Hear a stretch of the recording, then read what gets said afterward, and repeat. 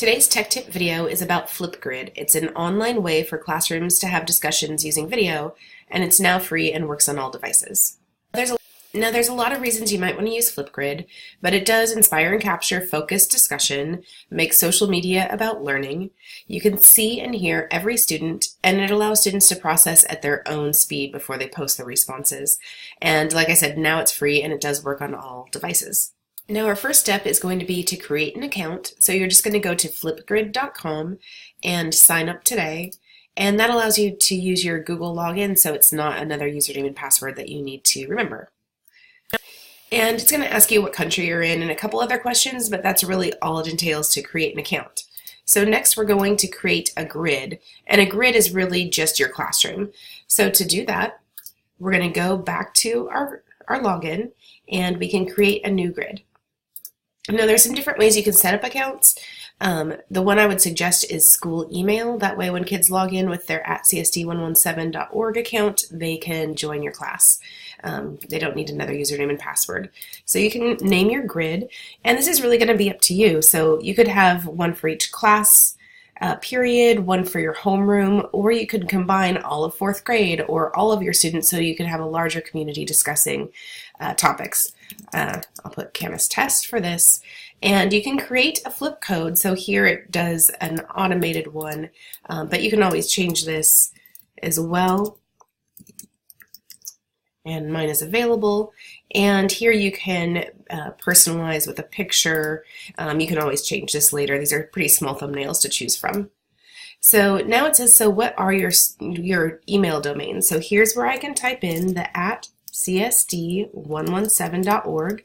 If I want, let's see, I'm going to hit enter, and that's going to turn it blue. So now I can put another option as well. So if I wanted to also allow teachers, other staff members, I can go ahead and put the @Camus and launch my grid. And if I want to detail it a little bit more, so here I could change the name of my session, my grid, and change the URL if I needed to. Login information I can change. But there's also some extra features. So I do not want to receive an email every time somebody does a post, so I'm going to turn this one off. If my students do want to receive an email, I can turn that on so when I post a new topic, they can get an email. I think it's fine to let them download their own videos. And captions, I would turn that one on. Like we mentioned last week, the more that you see and hear, the better you're going to remember. And active status, you can turn this to inactive at the end of the year. You can put a class photo here for your banner. Here the thumbnails are a little bit larger, but I'm going to go ahead, change my background, and update the grid. Now that we've created our grid, we can create our topic.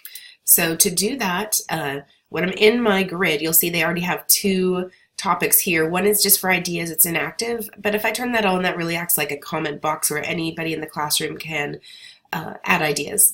Now, introductions is one that they have as a default, but we're going to go ahead and create a new topic from scratch. So for my new topic, I have a title of what would you take with you. I did add a topic tip, which will show up in red, that asks them to use a cardboard box to set their device in for clearer recording. And here I can have the duration. The maximum length you can see is up to 5 minutes. I'm going to keep mine at 1.5 minutes. I can have this pop up tomorrow if I don't want it to show today or another date. And then some directions. So I said watch the YouTube video about the wildfire in Paradise, and just asking if they need to leave their home in a hurry, what's something they would take with them and why. So here it says, do I want to hit approve every time somebody submits something before it's public for the rest of the students? I don't want to do that, so I'm going to leave that off. Here, do I want it to be active where they can continue to add videos, or just frozen would be watch videos? Inactive is not accessible.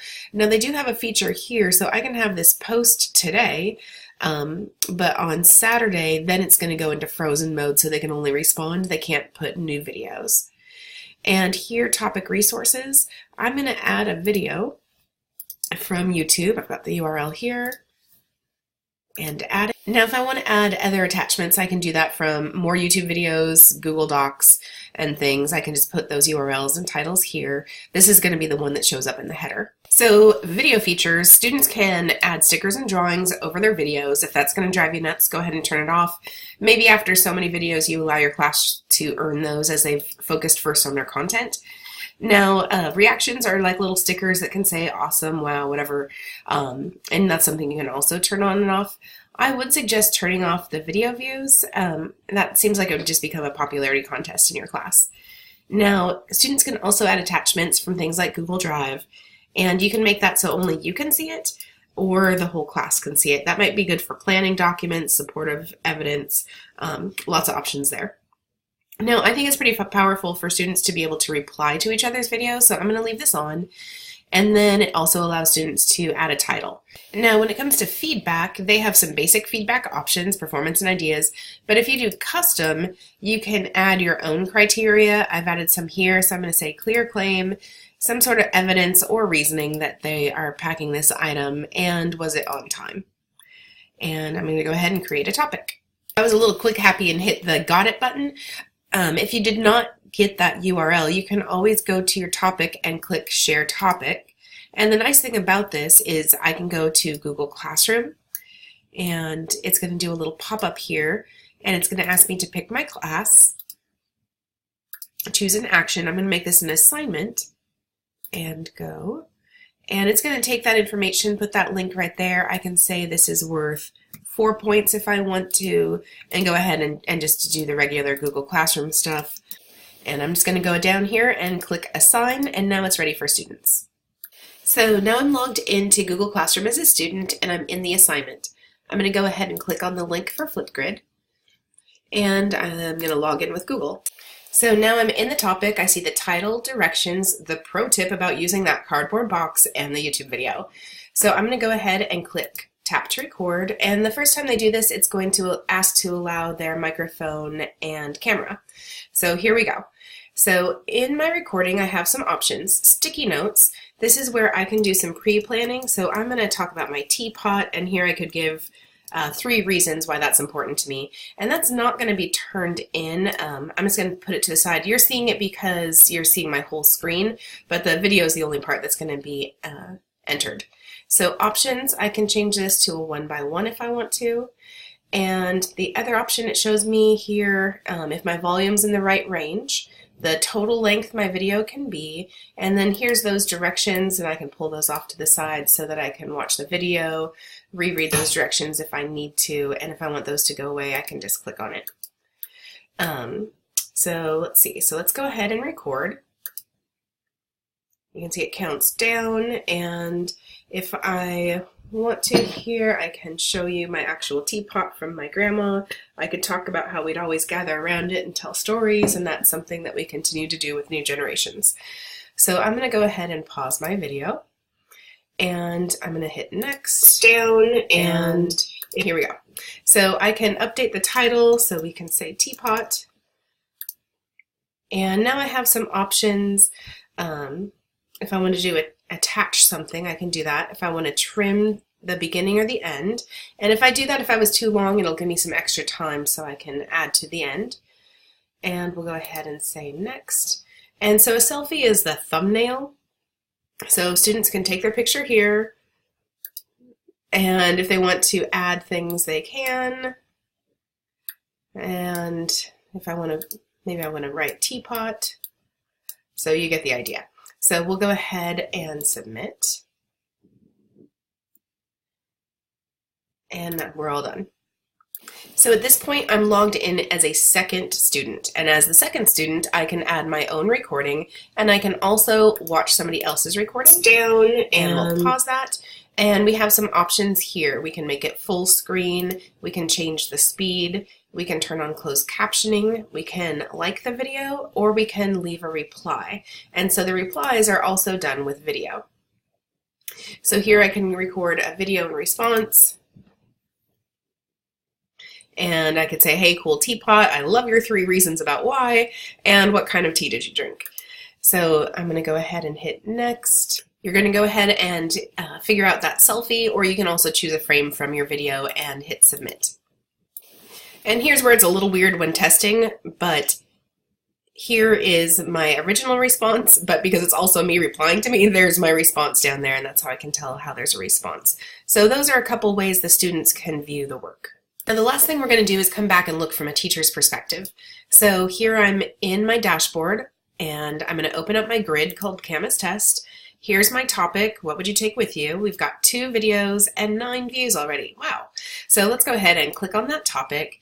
And here I can see there's a response to my topic, and then there's some feedback for that response, and you can see that with those icons there. I'm going to go ahead and click it to open. Still. And there's a few things I can do. So in feedback, I could also leave a video response, and that's only going to be seen by the student. Here's that rubric that I entered, and was it on time? How much evidence? Was there a clear claim? Here I can give some feedback as well.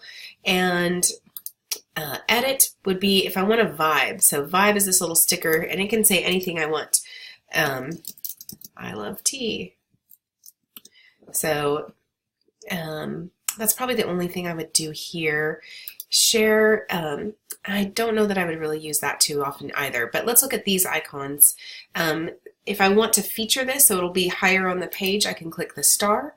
A spark would take this response to my topic and make a brand new topic. And mixtape, that's something that if you want to have a portion of your videos that are public facing, maybe the highlights, you could share those with parents, and that would be a mixtape. So we're going to go ahead and go to feedback and email feedback to student. And we are then done here. And here I can see it's featured. So that's really all of Flipgrid. Like I said, there are some bells and whistles, like the mixtape is that part that if I want to make a mixtape to share with parents, I can pick and choose the best ones to have there for my mixtape. The disco library, you can either add ideas here or you can take ideas. So these are all different teachers that have posted what they've been doing, and you can go ahead and use those. And you can filter by age, content, and so on. But there's also these Explorer ones. So these are actually made by experts. So these are a series by an aquarium. There's some authors that have some items here where you can see the author ask you questions and you respond. So it's pretty cool. And then Grid Pals is not something I've explored yet, but if you're interested in having your classroom basically have a pen pal somewhere else, you can have them leave video responses for classrooms, and that's something that you would do in Grid Pals. But again, that was Flipgrid. It's free and it works on all devices. Thanks.